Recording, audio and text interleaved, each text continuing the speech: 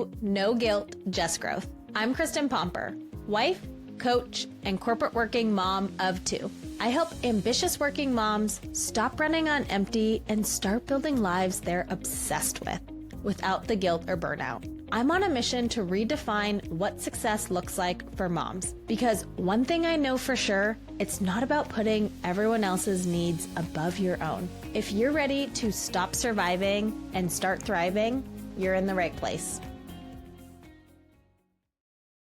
Welcome back to the show. Thanks for tuning back in.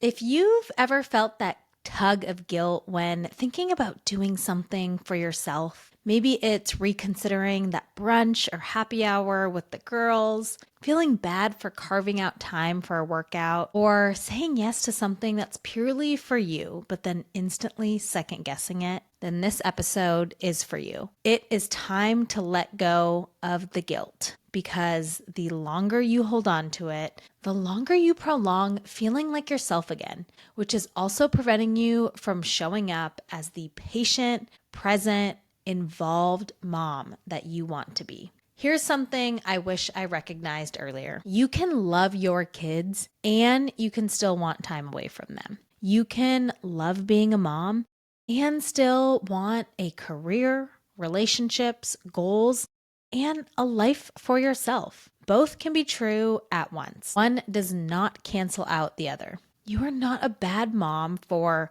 wanting space, rest, joy, or growth. And here's the thing, the more you meet those needs, the fuller your life feels. And the fuller your life feels, the more you have to pour into your kids. When I first became a mom, guilt felt like it just moved in with me. That sneaky, heavy feeling that creeped in whenever I tried to do something for myself, reminding me that I wasn't measuring up. I found myself guilty for everything. What I did, what I didn't do, what I was feeling, what I wasn't feeling. I was guilty for feeding my kids formula, even though my milk never dropped and I couldn't have even breastfed if I wanted to. I felt guilty for not loving the newborn stage. I felt guilty for wanting to go back to work. I felt guilty, and this is actually the one that still gets me the most today, for asking my husband to stay home with the babies so that I can do something outside of the house. I especially felt guilty for realizing I needed things outside of motherhood to feel like me again. I've even had guilt for not having guilt. How pathetic is that? About 6 months after my son Grady was born, my husband Bobby and I went to Mexico for my company's incentive trip, our version of President's Club, for those of you that are familiar. I remember being in the elevator on the second day, and in walks one of my coworkers. He sits across the country, who also had young kids around the same age as mine. And I just remember him asking me how I was feeling. And honestly, since it was the second day, I thought he was insinuating that I was hungover, but he was really asking how I was feeling about leaving the kids. And up until then, I hadn't felt bad about it. My kids were in good hands with my parents. And I had worked really hard all year to earn this trip for us. And he went on and on about how difficult of a time his wife was having, feeling guilty for leaving their kids at home. It was only then that I had found myself feeling guilty for not feeling guilty. So I feel like we can just never win. We are going to experience guilt no matter what we do. We're damned if we do, and we're damned if we don't. But that incident made me realize this hard truth. Guilt is not a sign that you're doing something wrong. It's a sign that you're living by someone else's expectations. Let's break that down. Oftentimes, we feel guilty for wanting something that we know will benefit us, for taking time for ourselves, for pursuing our career ambitions, or upholding a boundary. For me, going on that trip was something that I knew my husband and I really needed. That guilt that we feel even when we're doing something that we know will benefit us, it's not because we're misaligning to our values. It's rooted in the fear of what other people will think when we do it. When that little voice creeps in, what you're insecure about is the answer to these questions. What will people think of me if I do this? How will my family, friends, or society judge me for making this decision? Will they think I'm not doing enough? Will they doubt the kind of mother I am? Will they question whether or not I'm showing up the way I should be? That's why you second guess. We are so consumed with how we think others will perceive us. We let other people's standards dictate what makes a good mom or a good wife. We worry too much about how people will view us. And in doing so, we overanalyze and question every decision that we make. Here's the thing. People are not thinking of us nearly as much as we think they are. They're too worried about themselves. We live in a world where everyone is focused on their own lives, their own struggles, their own fears, their own judgments, their own insecurities. Let me try and prove this to you. I want you to think about the last time that you presented something somewhat substantial in front of your team at work, something that you actually had to prepare for. I'll bet that after you presented whatever you did, you sat in your chair and replayed it back in your head once or twice, and then critiqued the way it went. Maybe you analyzed the way you conveyed something. You wished you could go back and re-say certain phrases or add more color commentary here, or maybe you just completely forgot an important slide or something. I don't know. But long story short is you were in your head after it was all said and done, and you wish that you could go back and add things or delete things. Now, I want you to think about one of your close coworkers, maybe the person that you sit right next to. Think about the last time that person gave a similar type of presentation. After that person presented, did you go back to your desk and think about their presentation? Did you overanalyze it? Did you replay it in your mind? Oh, he shouldn't have said it that way. Or, oh, she completely forgot to add this portion of it. You probably haven't even given it a single thought until right now. That's a powerful example because it validates the fact that people are not thinking about you. And yet, every single day, you're making decisions, usually adverse decisions, like not trying something or not pursuing something out of fear of what other people are going to think or say. Please hear me when I say this. People are not concerned with your choices. And sometimes I think that's really hard to remember as a mom because of the pressure that society puts on us, the expectations that we're held to, and all the noise. Everyone seems to have an opinion. Everyone wants to criticize or judge or insert their own commentary. But here's what I'd encourage you to consider. What would you do if you could stop worrying about what others are going to think? What actions would you be taking if you could let go of the fear of judgment? What ambitions would you be chasing?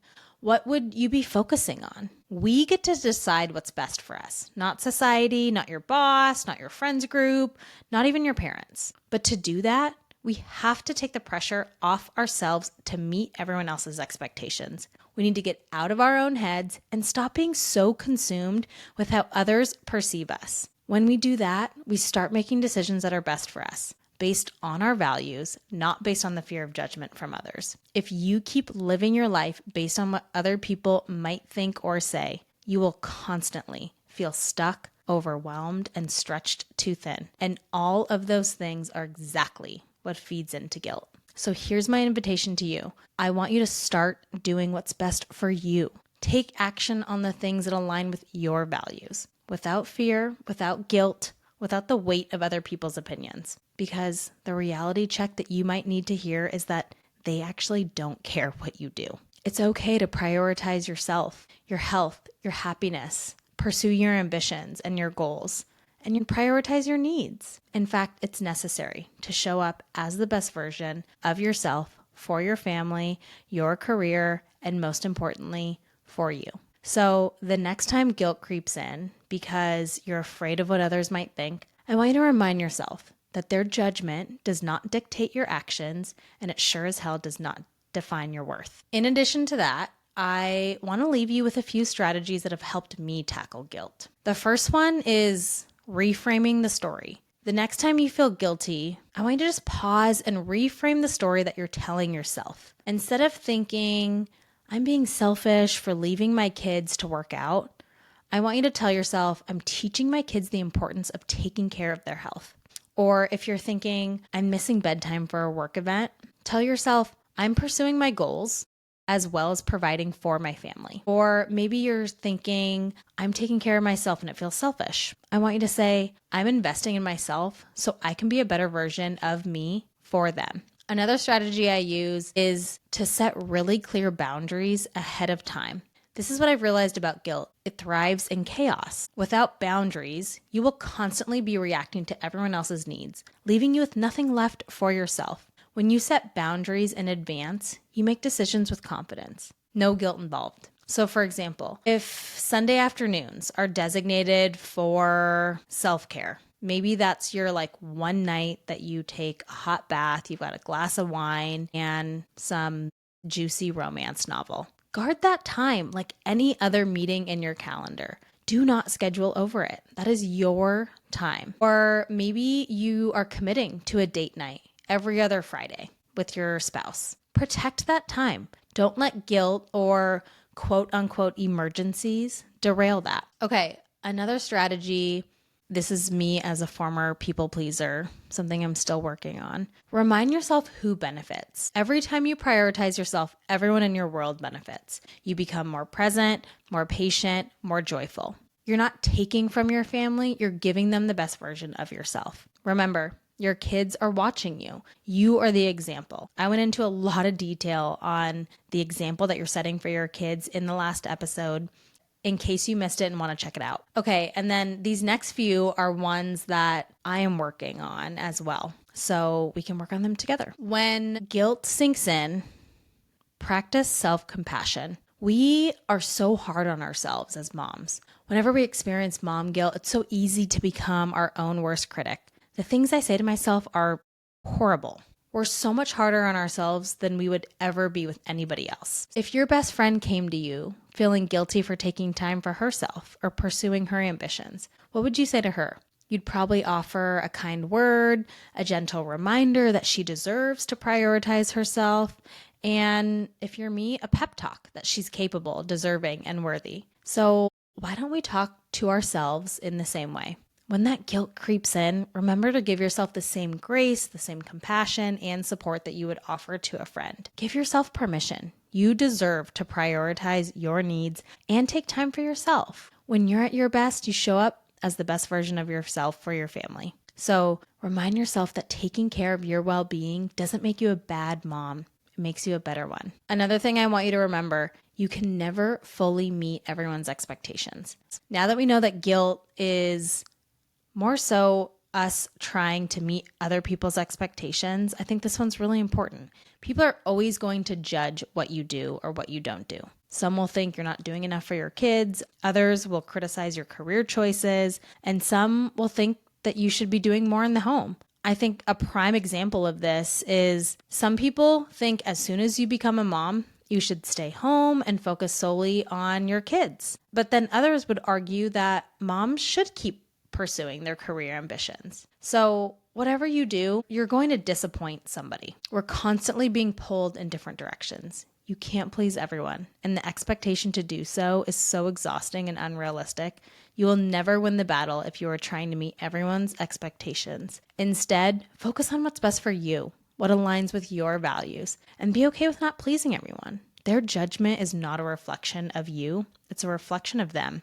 Okay, last one. This one was mind-blowing for me. Guilt only exists in your head. No one can guilt you unless you make it mean something. This is what I mean. If someone comes up to you and says, you have purple hair, in this ugly, judgmental voice, but you don't have purple hair, that comment is not going to offend you. You're not going to feel guilty or insecure about it because you know it's not true. You don't associate any validity to it.